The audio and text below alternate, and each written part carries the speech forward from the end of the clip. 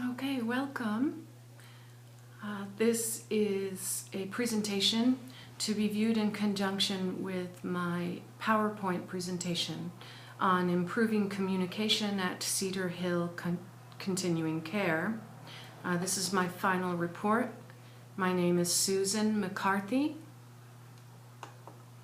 If you go to slide 2 of the PowerPoint, I've outlined my agenda.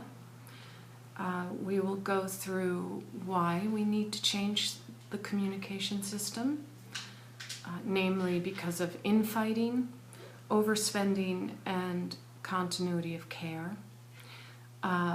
We'll go through what we'll do to improve communication through handwritten records, accountability, and effective checks and balances.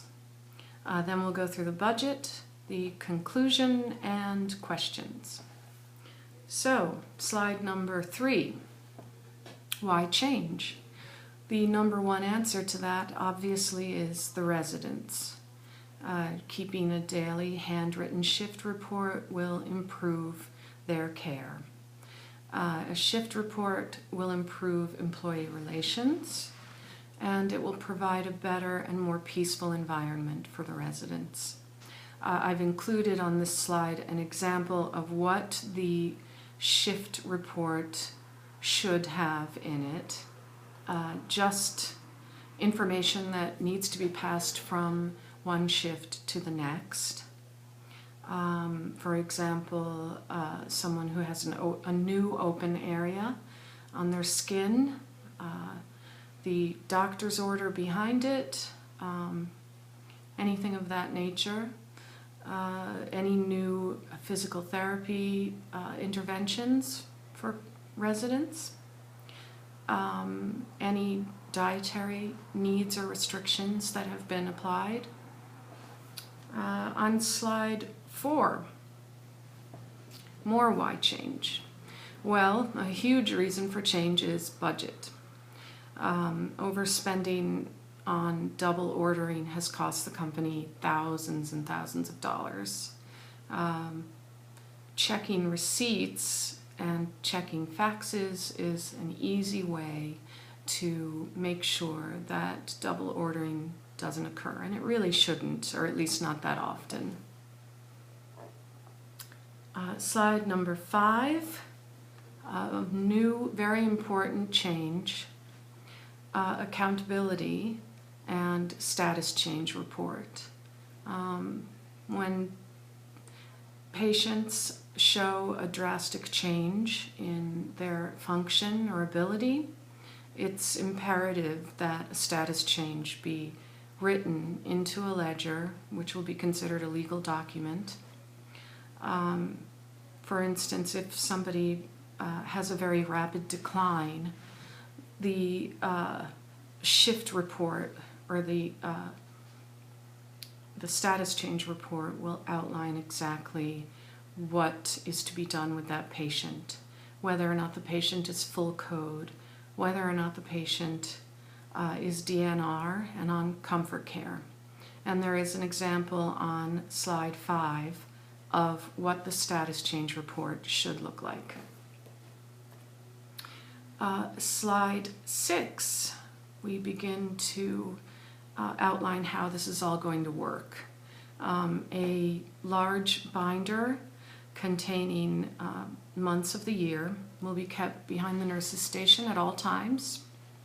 All entries by nurses and LNAs will be handwritten, and it is considered a legal document.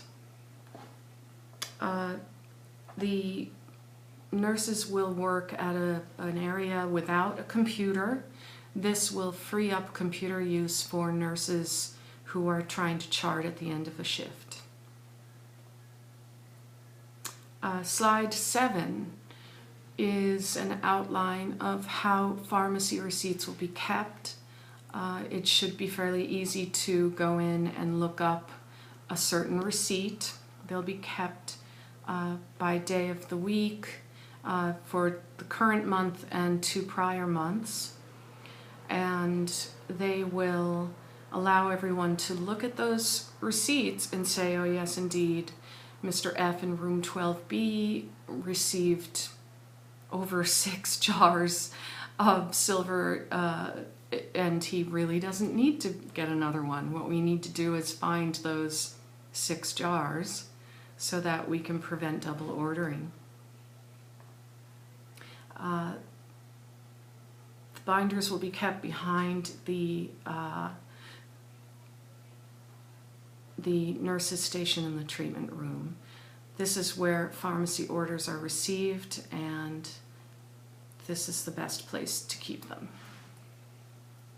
Slide number 8, the ledger for status change report.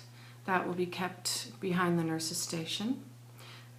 It will be documented by staff at a designated area that does not have a computer. Once again, we want to keep those computers free for nurses to chart at the end of their shift.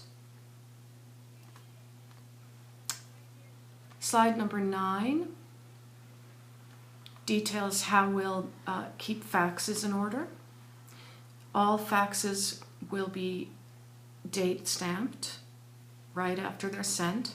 They'll be initialed by the sender, and they will go into a monthly expandable folder, which will then be kept in a wall pocket above the fax machine at the nurse's station.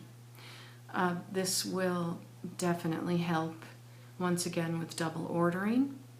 If we're able to go back to April and say, yes, indeed, Tylenol and Colace was ordered for Mr. Jones, we don't need to order more, then we can go into backup, find those medications, and prevent double ordering. Each fax will be categorized in red in the corner, and that will help people to identify which fax they want to be looking at. This will also make it easier for us to identify whether or not doctor's orders were placed or whether or not doctor's orders were sent to pharmacy. Slide number 10 outlines how all of this correspondence will be archived. Anything that's considered a legal document will be kept in an archive box for 3 years or over, depending on how things are audited. Anything that is less important will be kept for upwards of 3 months and then shredded. All of the archived boxes will be kept on the 3rd floor in Erica Osgood's office. Slide 11 goes through training. We have staff in place to do the training. It consists of 3 nurses. They will each take either a day, evening, or overnight shift to train, and staff will rotate and train as much as they feel is necessary. Employees who are not actually working during their training session will be compensated for no less than 3 hours. We believe that this is necessary because we really want every single person to be trained on these new interventions, and we feel that it's very important. So even if the training takes only 1.5 hours, you're compensated also for your drive time and for your trouble of coming into work on a day off. Preliminary schedule is already posted in the break room. Please sign up if you are not working on the shift or any of the shifts that are listed. Slide number 12 goes through expenses. Expenses will be considerable, even though it's nominal overhead to get these very simple administrative items.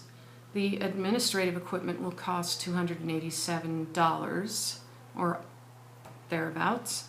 The training costs are considerably more at $1,104.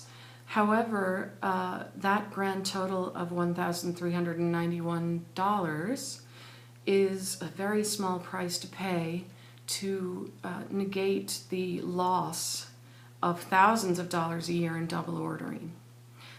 Double ordering in the last fiscal year of 2015 cost the company over $5,600. So this minimal intervention and expense hopefully will drastically improve that number. So it is my hope that there will be a 10% reduction across the board in pharmacy expenditures and expenditures in general. This is not a 10% reduction in just that over double ordering expense, but across the board. So hopefully this will change things for the better. I also think that all of the communication devices that will be put in place will improve employee relations, cut down drastically on employee complaints, and hopefully lead to better overall relations and better care for the residents. And now I'll take questions. So LNA Kylie has a question. It is, if we're going to save all this money on a new system, why can't we get an increase in our hourly wage? Well, Kylie, this is an excellent question. And we, Erica and myself, will be checking the double ordering situation and the employee relations situation every 3 months. Hopefully we'll get a really good sense within the next 6 months to a year of how this is all working. If we see a very positive improvement, it is of the utmost importance to myself and to Erica to give raises across the board, particularly to LNAs who work so hard and who are underpaid. We really feel that there needs to be reform in this profession. Next question is from LNA Tammy. We've been doing things a certain way forever. Why do we need to change things? Well, there is an old saying, if it ain't broke, don't fix it. Unfortunately, that's not the case here. It is broken, and that is evidenced by the numerous complaints to Human Resources about employee fighting, and also by the incredible overspending that is documented and right there for you to look at. So that's why change is being created, and hopefully it will be done with the minimum of disturbance to everyone and their jobs. A question from Nurse Tom. What if the staff does not follow these new protocols? Well, it's essential that everyone follow the protocols.